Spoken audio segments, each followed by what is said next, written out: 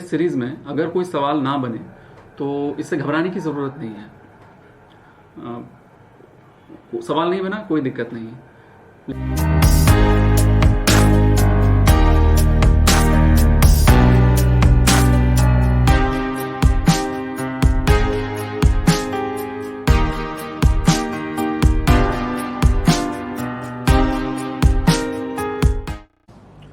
चलिए दोस्तों,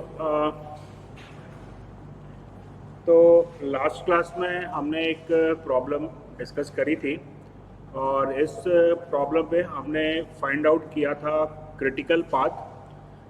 और क्रिटिकल पाथ को फाइंड आउट करने के लिए हम इस नेटवर्क में जितने भी पाथ थे उन सारे पाथ को हमने आइडेंटिफाई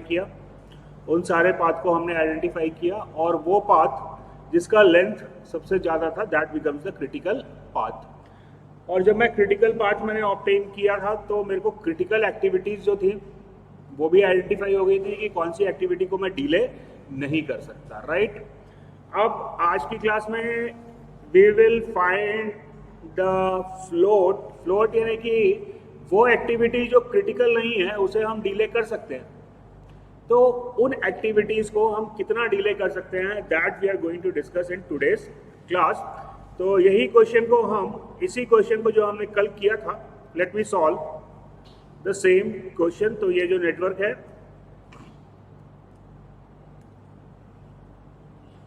इसको हम फिर से ड्रॉ कर लेते हैं।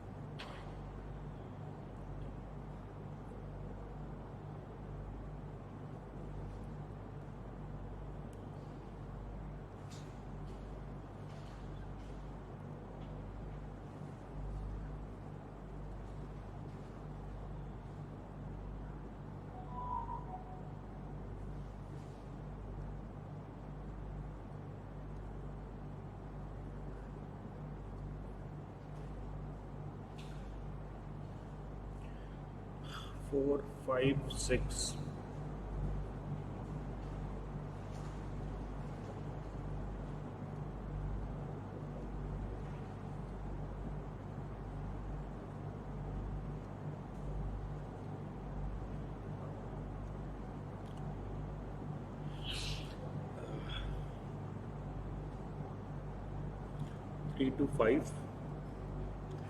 three to five and then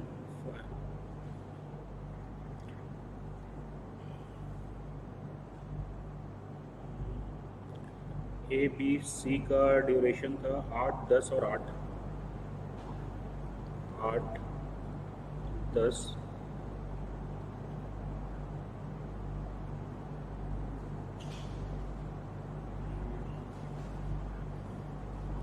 1, 2, 4। Activity B का एक्टिविटी एफ जो है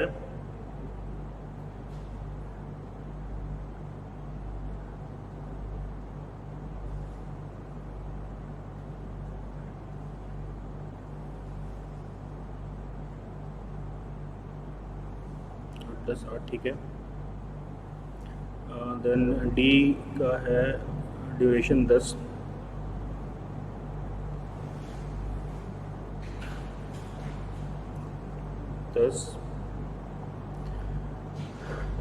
ये एक्टिविटी ई आ रही है, ई का है 16,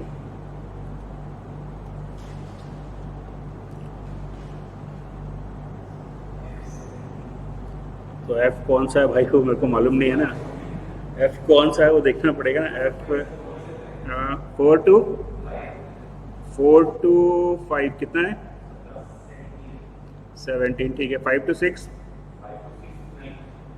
to 6 9 है, और ये बच गया अब तुम्हारा 3 to 6। हाँ अच्छा 3 to 5 भी है, अच्छा ठीक है, 3 to 5 18 है, और 3 to 6 जो है वो है 14। इज दैट क्लियर बच्चों? अब हम यहाँ पे कैलकुलेट करेंगे किसी भी इवेंट का होने का अर्लीस्ट टाइम, किसी भी इवेंट के ऑकरेंस का अर्लीस्ट टाइम। तो अगर मैं इवेंट 1 की बात कर रहा हूं, इवेंट 1 की बात कर रहा हूं, तो इसका जो टाइम होगा अर्लीस्ट दैट इज 8, सॉरी इसको मैं टाइम t इक्वल टू 0 पे स्टार्ट कर सकता हूं, क्योंकि ये इवेंट को होने के लिए किसी और इवेंट के होने कंप्लीट होने की कोई रिक्वायरमेंट नहीं है। Is that clear? अब आप आ जाओ इवेंट 2 पे। व्हेन आई कैन स्टार्ट, या किस टाइम पे इवेंट 2 जो है वो ऑकर हो सकता है? इवेंट 2 को होने के लिए ये एक्टिविटी 1 2 जो है वो पहले कंप्लीट हो जानी चाहिए। Is that clear? तो 1 2 एक्टिविटी को खत्म होने में 8 दिन लग रहे हैं, तो इसका जो अर्लीस्ट ऑकरेंस टाइम आएगा वो 8 हो जाएगा। Similarly, for event 3, the earliest occurrence time is 8.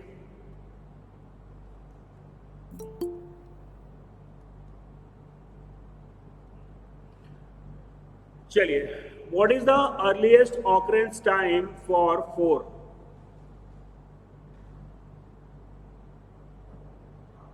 10? 10 होगा। देखो ये जो इवेंट है इसको आप मान लो कि आप 2 पार्ट को असेंबल करना चाह रहे हो। अब ये 2 पार्ट कौन कौन से हैं? ये मेरे को एक पार्ट बी और पार्ट से ये डी को असेंबल करना है। Is that clear? Part B आपको मिल गया 10 दिन के बाद, तो असेंबली हो जाएगी क्या? नहीं, आपको वेट करना पड़ेगा जब तक कि पार्ट डी नहीं आ रहा। Is that clear? तो 10 दिन के बाद आपको पार्ट बी मिल गया, और 8 + 10 यानी कि 18 डेज के बाद आपको मिल रहा है पार्ट डी। तो अर्लीस्ट ये असेंबली वाला काम आप कब कर सकते हो? अर्लीस्ट ये असेंबली वाला काम जो है वो आप कर सकते हो after 18 days. Is that clear? अब नोट 4 से मैं नोट 5 पे पहुंच जाता हूं। तो 5 के लिए मेरे को जो टाइम मिल रहा है वो मिल रहा है 18 + 17 यानी कि 35 डेज। करेक्ट है? और यहां पे एक एक्टिविटी और पहुंच रही है, और एक्टिविटी 3-5 इसका टाइम लग रहा है 8 + 18 यानी कि 26, और ये दूसरी एक्टिविटी को पहुंचने में लग रहे हैं 35 डेज। तो ये अगर मैं बात करूं असेंबली की तो ये 35 दिन के बाद की जा सकती है।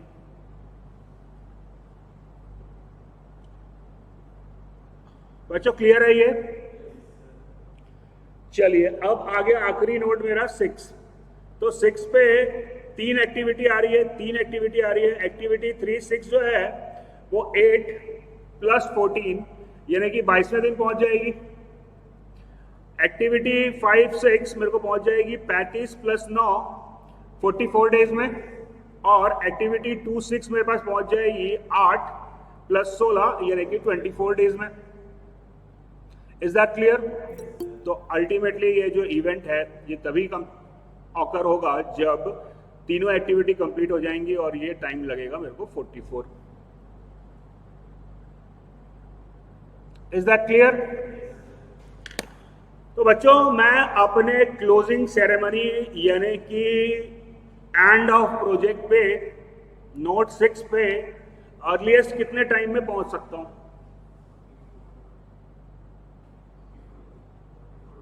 अर्लीस्ट में कितने टाइम में पहुंच सकता हूं? 44 डेज में। करेक्ट है? तो मेरी जो क्लोजिंग सेरेमनी है यानी कि मेरा प्रोजेक्ट का कंप्लीशन वो 44 दिन में हो जाना चाहिए। तो क्या मेरे को अपनी क्लोजिंग सेरेमनी 44 दिन में ही रखनी चाहिए या उसको 48 दिन में रख देना चाहिए? अरे इतना क्या सोच रहे हो मेरे भाई? 44 दिन अर्लीस्ट में प्रोजेक्ट कंप्लीट कर सकता हूं, तो मैं 44 दिन में करूं या उसको 48 दिन में खत्म कर दूं? इसमें सोचने हो, इतना क्यों सोचने लग जाते हो यार? ये 44 दिन में काम हो रहा है तो मैं जबरदस्ती उसको 48 दिन में थोड़ी ना बढ़ाऊंगा। 44 दिन में खत्म हो रहा है तो अर्लीस्ट मैं इसको 44 दिन में खत्म करना चाहता हूं, तो लेटेस्ट भी मैं इसको 44 दिन में ही खत्म करूंगा। यानी कि ये closing ceremony, completion of the project earliest 44 दिन में हो सकता है, तो लेटेस्ट भी इसको 44 दिन में ही होना चाहिए। ठीक है, अभी हम इनिशियल नोड से फाइनल नोड तक पहुंचे। अब हम फाइनल से इनिशियल नोड पे पहुंचेंगे। करेक्ट है? अब आप क्या करिएगा, जो भी एक्टिविटी है उसकी डायरेक्शन आप उल्टा एज्यूम कर लीजिए। ठीक है, जो भी एक्टिविटी है उसकी डायरेक्शन आप उल्टी एज्यूम कर लीजिए। तो नोड 6 से नोड 5 में पहुंचने में कितना टाइम लगेगा? 9 डेज लगेगा। तो यानी कि ये जो एक्टिविटी 5 हो रही है, सॉरी इवेंट 5 जो है, इसको अगर मैं चाहता हूं कि मेरा प्रोजेक्ट सही टाइम पे खत्म हो, तो इसका लेटेस्ट ऑकरेंस टाइम जो है वो भी 35 ही होना चाहिए। Is that clear? आ रही है बात समझ में? चलिए 5 से आप आ जाओ 4 पे। 4 का जो ऑकरेंस है अर्लीस्ट वो हो रहा है 18 और लेटेस्ट होना चाहिए 35 माइनस 17, यानी कि कितना? 18। करेक्ट है? अब आप पहुंचो नोड 3 पे। तो नोड 3 का जो लेटेस्ट ऑकरेंस है बच्चों, वो मेरे को मिल रहा है 44 माइनस 6 30।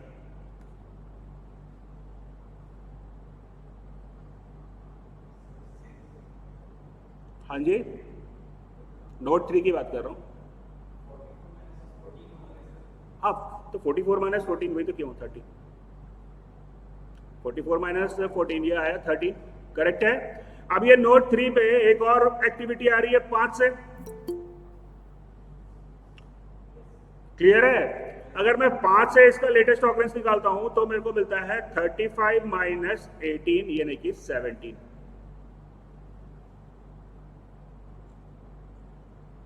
Am I correct?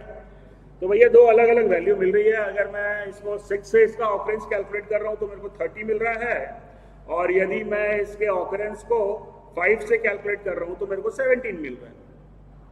तो ये जो इवेंट है वो किस दिन हो जाना चाहिए? 17 को हो जाना चाहिए, या मैं 30 तक इसको एक्सटेंड कर सकता हूं? बच्चे अगर मैं इसको 30 पे ले जाऊंगा तो ये इवेंट 3 पे जो एक्टिविटी शुरू हो रही है, ये जो एक्टिविटी 4-5 है, ठीक है, ये 30 दिन पे शुरू होगी। तो मैं ये जो नोड है नोड 5, इस पे मैं पहुंचूंगा 30 प्लस 18 यानी कि 48 दिन पे। बात समझ में आई? और मैं 48 दिन पे पहुंचा मतलब मेरा प्रोजेक्ट तो ऑलरेडी डिले हो चुका है। तो मैं अपने प्रोजेक्ट को डिले नहीं करना चाहता, तो ये इवेंट जो 8वें दिन हो सकता था, इस इवेंट को क्या मैं डिले कर सकता हूं? ये इवेंट जो 8वें दिन कंप्लीट हो सकता था, क्या मैं इस इवेंट को डिले कर सकता हूं? 8वें दिन अगर ना करके मैं इसको 35 माइनस 18 17th डे में करूंगा, तब भी मेरा प्रोजेक्ट डिले होने वाला नहीं है। मतलब ये इवेंट को हम डिले तो कर सकते हैं, 8 से 17 ले जा सकते हैं, 8 से 30 नहीं ले जा सकते। बात समझ में आई? कोई दिक्कत, कोई समस्या? चलिए अब आ जाते हैं अपन नोड नंबर 2 पे। तो नोड नंबर 2 का जो मेरे को लेटेस्ट ऑकरेंस मिल रहा है वो 44 माइनस 44 माइनस 16 आ रहा है। 44 माइनस 60 यानी कि 28 आ गया। डायरेक्शन आपको उल्टा लेना है। तो अभी नोड 2 पे एक और एक्टिविटी आ रही है। नोड 2 पे एक और एक्टिविटी आ रही है, कहां से आ रही है? 4 से। तो 4 से अगर मैं इसका लेटेस्ट ऑकरेंस निकालता हूं तो 18 माइनस 10, 18 माइनस 10 इक्वल टू आया 8। तो इसका लेटेस्ट ऑकरेंस क्या होना चाहिए? इसका लेटेस्ट ऑकरेंस जो है वो 8 होना चाहिए। Is that clear?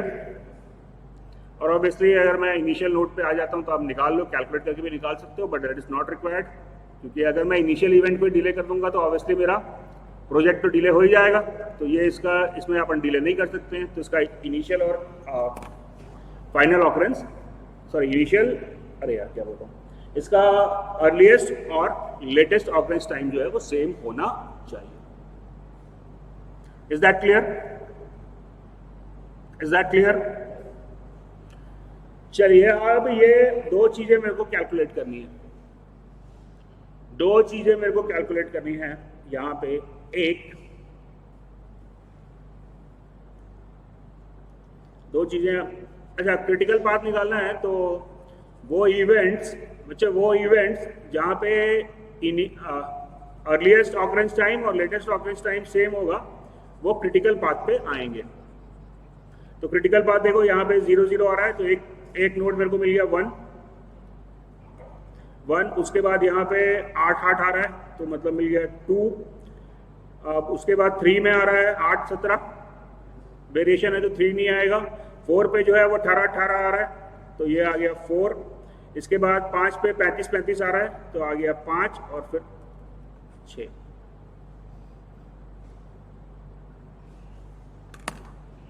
Is that clear? तो यहां पे हमने कैलकुलेट किया है क्रिटिकल पाथ, और अब मुझे दो चीजें और कैलकुलेट करनी है जो मेरे लिए इंपॉर्टेंट है। एक है slack of an event.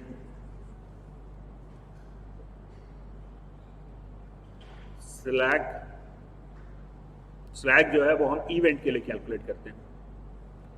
Slack is calculated for event. Event मतलब वो पॉइंट जहां पे दो लोग मिल रहे हैं, गोले, ये जो हम यहाँ पे जो गोले रिप्रेजेंट कर रहे हैं वो इवेंट हुए, और ये जो लाइन है उसको हम क्या कहते हैं? ये लाइन को हम कहते हैं एक्टिविटी और गोलों को हम कहते हैं इवेंट। तो अब हम देखेंगे कि क्या हम किन्हीं इवेंट को डिले कर सकते हैं। तो स्लैक होता है maximum possible delay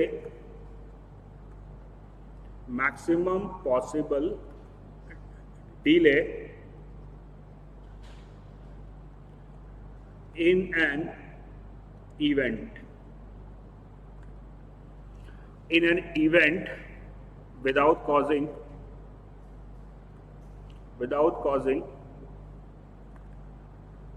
any delay in project। यानी कि क्या मैं या आप अपनी सगाई को डिले कर सकते हैं बिना शादी को डिले किए। Is that clear? स्लैक का मतलब हो गया किसी इवेंट को क्या मैं डिले कर सकता हूं। तो देखते हैं इवेंट 1, क्या आप इसको डिले कर सकते हो?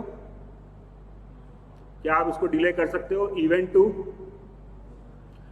2 को अर्लीस्ट में 8 पे स्टार्ट कर सकते थे। इवेंट 2 को हम अर्लीस्ट 8 पे स्टार्ट कर सकते थे, और लेटेस्ट भी हमको 8 पे ही स्टार्ट करना पड़ेगा, क्योंकि अगर हमने इसको 8 से डिले कर दिया, 8 से हमने इसको डिले कर दिया तो हमारा पूरा प्रोजेक्ट जो है वो डिले होने वाला है। Is that clear? Can I delay the event 3? तो इवेंट जो भी क्रिटिकल पाथ पे है तो स्लैक फॉर इवेंट 1 2 3, नहीं सॉरी 3 नहीं है, 1 2 4 5 6 स्लैक इज 0। इसका मतलब इन इवेंट्स को हम डिले नहीं कर सकते। Is that clear? बच्चों कोई दिक्कत, कोई समस्या, कोई परेशानी? इवेंट 3 को हम डिले कर सकते हैं। कितना डिले कर सकते हैं? इसका LOT लेटेस्ट ऑकरेंस टाइम जो था वो था 17, और अर्लीस्ट ऑकरेंस टाइम जो था वो था 8। तो 8 को ना चालू करके अगर मैं 17 को भी चालू करूं, यानी कि मैं कितना दिन डिले कर सकता हूं? 9 दिन डिले कर सकता हूं। तो इवेंट 3 जो हम अर्लीस्ट 8वें दिन पे कर सकते थे, 8वें दिन पे कर सकते थे, उस इवेंट को यदि हम 9 दिन डिले भी कर दें तो हमारे प्रोजेक्ट पर कोई परिवर्तन होने वाला नहीं है। क्लियर हुआ बच्चों? चलिए, स्लैक निकालना जो है वो बड़ा आसान काम है। आप EOT निकाल चुके हैं, LOT निकाल चुके हैं। Once you have calculated EOT and LOT, you can easily calculate the slack. Correct है? Now the difficult thing is to calculate the float. क्या डिफिकल्ट नहीं है, अभी मैं जो आपको एक डायग्राम देने जा रहा हूँ, ये डायग्राम को याद रख लीजिएगा।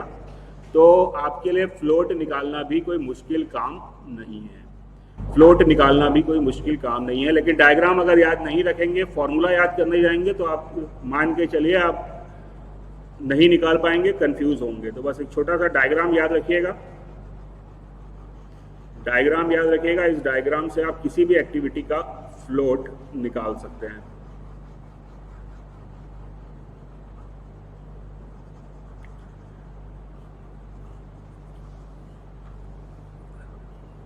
जो भी एक्टिविटी का आपको फ्लोट निकालना है, तो सबसे पहले आप उसका इनिशियल और फाइनल इवेंट देखोगे। सपोज इनिशियल इवेंट एक्टिविटी का, इनिशियल इवेंट यानी कि एक्टिविटी I नोड पे शुरू हुई है और J नोड पे खत्म हुई है। करेक्ट है? तो एक्टिविटी, अरे यार,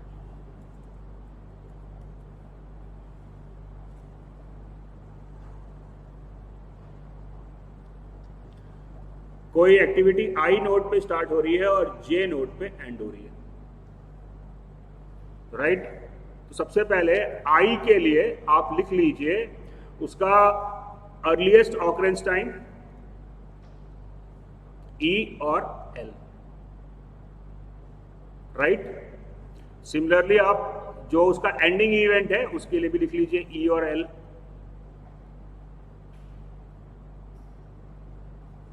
ठीक है?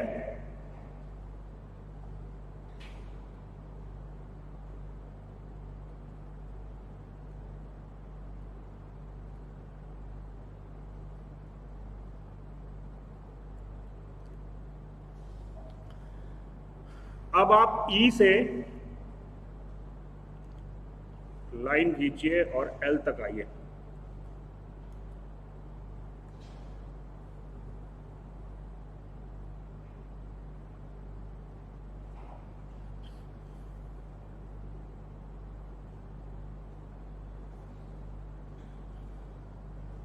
ठीक है? ये जो लेंथ आपको मिलेगी, ये जो लेंथ आपको मिलेगी, ये आपको मिलेगी DIJ plus total float. This length is equals to Dij plus total float. Now, can you give me the physical significance of this total float? मान लो कि टोटल फ्लोट आपको 3 दिन मिल रहा है, तो क्या सिग्निफाई करेगा ये टोटल फ्लोट?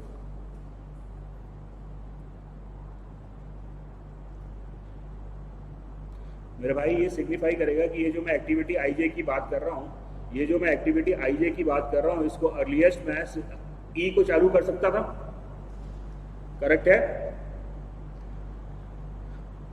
और अगर मैं इसको E पे चालू कर सकता था और दूसरा इवेंट जो है उसके L तक मेरे को एक्टिविटी को खत्म करना चाहिए।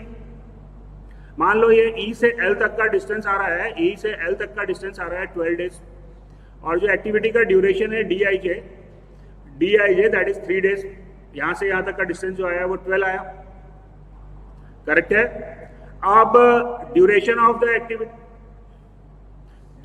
द एक्टिविटी से 3 डेज, तो टोटल फ्लोट क्या मिल गया मेरे को? 9 मिल गया। इसका मतलब ये हुआ बच्चों कि ये एक्टिविटी को अगर मैं अपने अर्लीस्ट टाइम पे स्टार्ट ना करके इसको 9 दिन डिले भी कर लूं, तो भी मेरा फाइनल प्रोजेक्ट जो है वो समय पे कंप्लीट हो जाएगा। आई बात समझ में? आई बात समझ में? चलिए, ड्यूरेशन है भाई एक्टिविटी का, जो एक्टिविटी के लिए आप फ्लोट निकाल रहे हो उस एक्टिविटी का ड्यूरेशन है। करेक्ट है?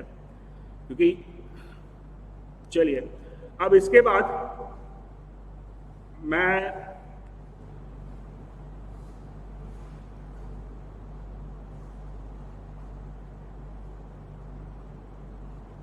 ई को ई से ऐड कर देता हूं, तो ये जो ड्यूरेशन में डिस्टेंस मेरे को मिला that is D I J plus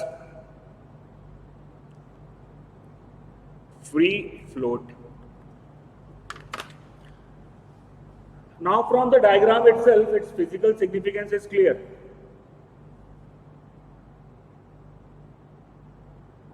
From the diagram itself, its physical significance is clear. क्या physical significance है free float का?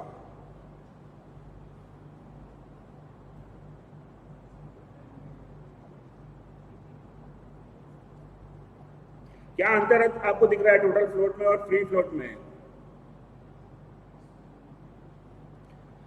मेरे भाई अगर जब मैं टोटल फ्लोट निकाल रहा हूं तो मैं प्रोजेक्ट को डिले नहीं कर रहा, लेकिन जो प्रीसीडिंग इवेंट था, सॉरी सक्सेडिंग जो इवेंट था, उस इवेंट को मैं डिले कर दे रहा हूं. यहां पे देख रहे हो मैं कहां पहुंच रहा हूं? लेटेस्ट टाइम पे पहुंच रहा हूं. यानी कि प्रोजेक्ट तो डिले नहीं हुआ, लेकिन जो इस एक्टिविटी के खत्म होने पे, यानी कि जो सगाई होने वाली थी वो सगाई डिले हो गई है, शादी डिले नहीं हुई. Is it clear? तो जब आप फ्री फ्लोट जब आप टोटल फ्लोट निकाल रहे हो तो आप अपनी सगाई को डिले कर रहे हो, लेकिन शादी को डिले नहीं कर रहे. ठीक बात है. अब जब आप फ्री फ्लोट निकाल रहे हो तो आप चाहते हो कि मेरी सगाई भी डिले ना हो, यानी कि मेरा जो सक्सेसिव इवेंट है वो इवेंट भी सही समय पे स्टार्ट हो जाए. Is that clear? तो ये डिस्टेंस जो है वो मेरे को मिल गया फ्री फ्लोट. और अगर अब मैं निकाल रहा हूं L से E तक का डिस्टेंस, L से E तक का डिस्टेंस, इसे हम कहते हैं DIJ plus independent float. DIJ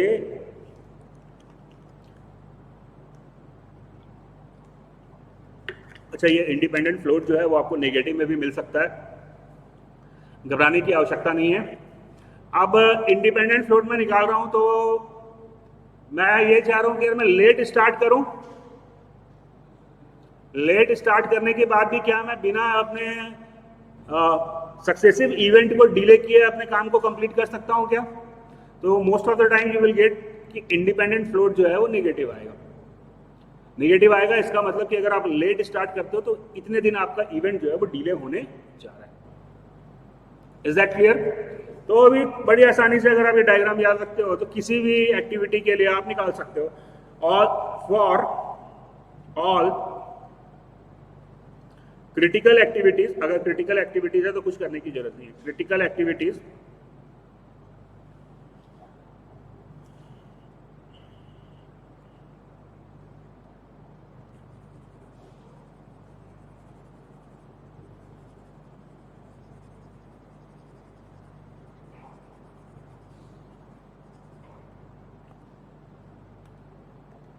for all critical activities,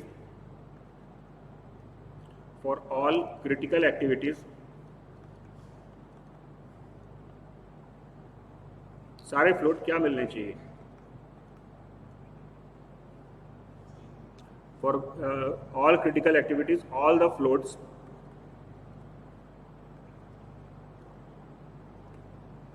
must be 0.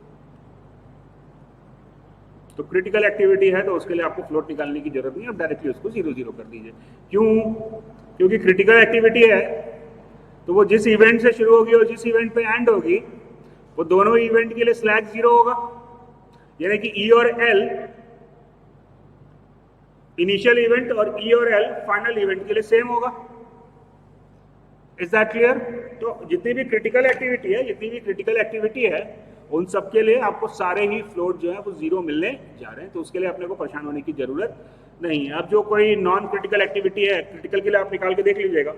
कोई भी एक नॉन क्रिटिकल एक्टिविटी में ले लेता हूं, मैं ले लेता हूं एक्टिविटी 3-5. ठीक है, अभी 3-5 के लिए फ्लोट निकालना है तो क्या करूं? पहले 18 3-5 कंसीडर किया हूं मैं, है ना. एक्टिविटी 3-5 18-17 क्या है? 18-17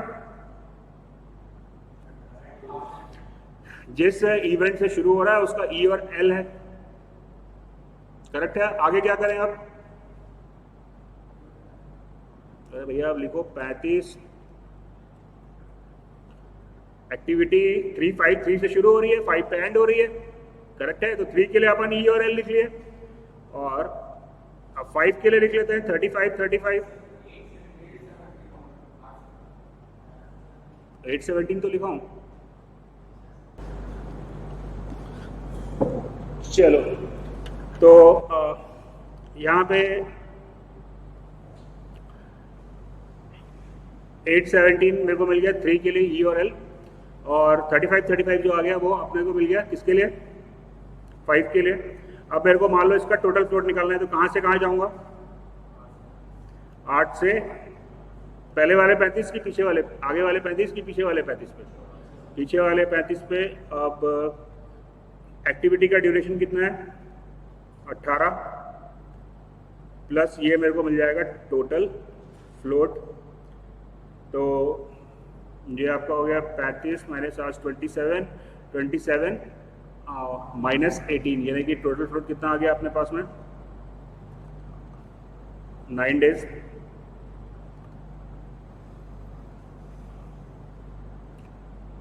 इज दैट क्लियर? ठीक बात है ये। चलिए सिमिलरली यहाँ पे अगर अपन देखें तो अपने को जो फ्री फ्लोट है वो भी 9 दिन मिलने वाला है। यहाँ से देखो 35 माइनस 8 आया 27 minus the duration of activity 18, तो 9 डेज मिल गया। सेम अपने को अगर अपन कैलकुलेट करें क्या कहते हैं फ्री फ्लोट, तो free float will also be 9 days.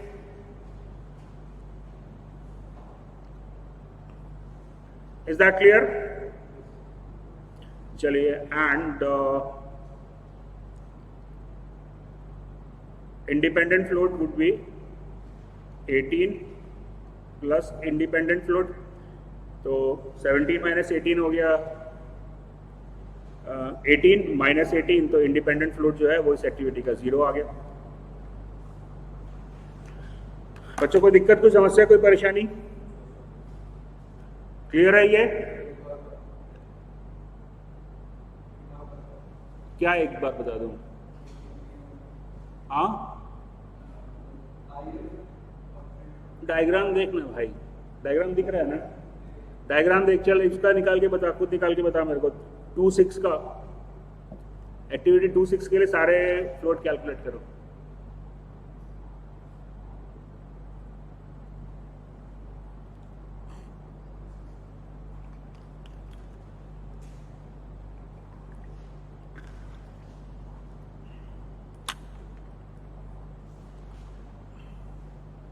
अरे इतना टाइम ना लो यार, 8 से निकल के मैं गया 44 तक, 8 से 44 कितना डिस्टेंस आया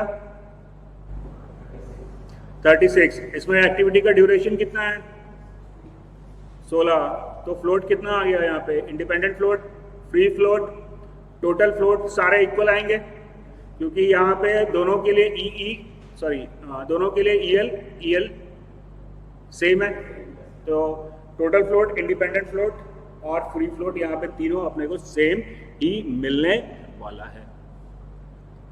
इज दैट क्लियर? चलिए फिर एक अगला क्वेश्चन सॉल्व करते हैं।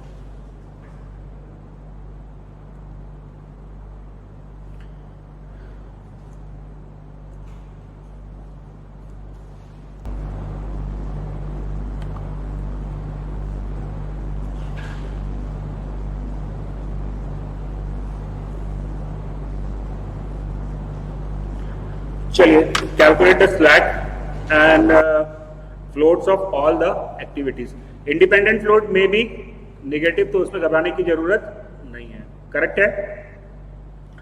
चलिए तो सबसे पहले क्या काम करोगे, सबसे पहले draw the network, then calculate E and L for all the activities and then you can easily solve the problem.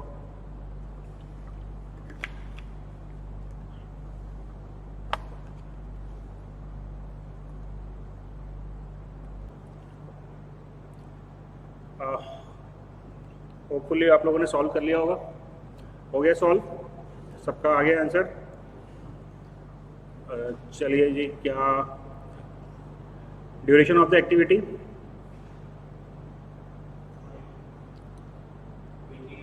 Duration of the activity 22, very good. Float नहीं निकाला क्या इसने? ठीक बात है।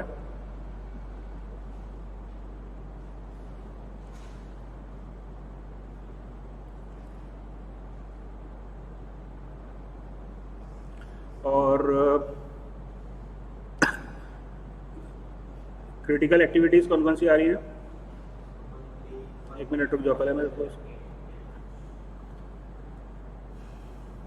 क्रिटिकल एक्टिविटीज कौन कौन सी आ रही है? 1 1 3 5 7 1 3 5 7 बस 3 ही एक्टिविटी क्रिटिकल में आ रही है। हाँ 3 और 5 भी है। चलिए, तो अभी तो जो एक्टिविटी मेरी क्रिटिकल हो गई उसके लिए मेरे को फ्लोट निकालने की आवश्यकता नहीं है, सिंपली 0 0 लिख देना है। Is that clear? Remaining activity के लिए आपको फ्लोट जो है वो कैलकुलेट करना पड़ेगा। तो कोई एक एक्टिविटी अपन ले लेते हैं।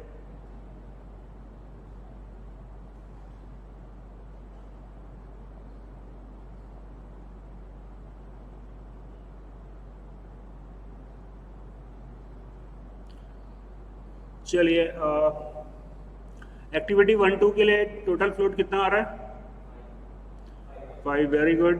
एक्टिविटी 2 4 के लिए 5, वेरी गुड। एक्टिविटी 3 4 के लिए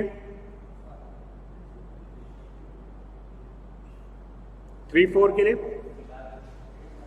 निकाल रहा हूं यार। एक बार डायग्राम बना के आप ई और एल निकाल लो तो फिर किसी भी एक्टिविटी में निकालने में टाइम नहीं लगना चाहिए।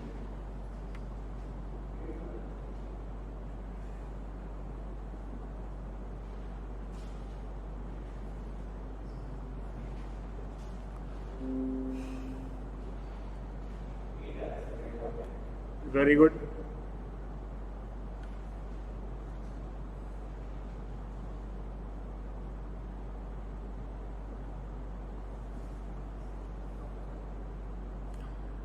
ये मेरे पास डायग्राम आ रहा है। किसी भी एक्टिविटी का निकालना मेरे लिए कोई मुश्किल काम है नहीं। 7 7 1 1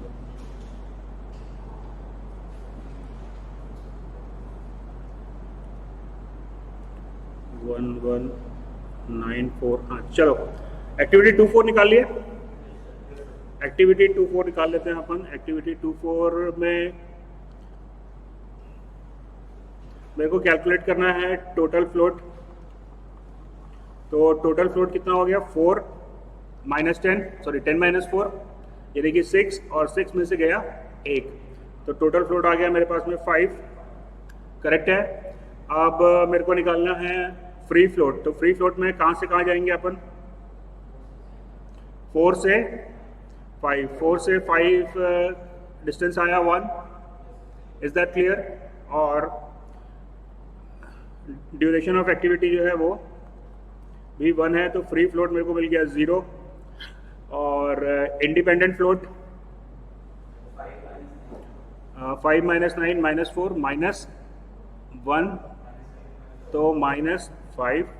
यहाँ पे इंडिपेंडेंट फ्लोट जो है वो आपका आ रहा है -5, तो -5 इज कंसिडर एज 0। बेसिकली आप -5 लिखेंगे आंसर में। अगर आपको -5 नहीं मिलता है तो आप उसको 0 इंडिकेट करेंगे। Is that clear? It is possible कि आंसर में आपको -5 ना मिले, क्योंकि -5 का कोई सिग्निफिकेंस है नहीं, तो वहाँ पे आप अपन 0 पुट करेंगे। बात समझ में आ रही है? ध्यान रखिएगा इस चीज़ को। अगर इंडिपेंडेंट फ्लोट नेगेटिव नहीं आ रहा है तो फिर नेगेटिव आ रहा है और ऑप्शन में नहीं दिया है तो उसको आप 0 से रिप्रेजेंट करेंगे। Is that clear? चलिए ठीक है फिर।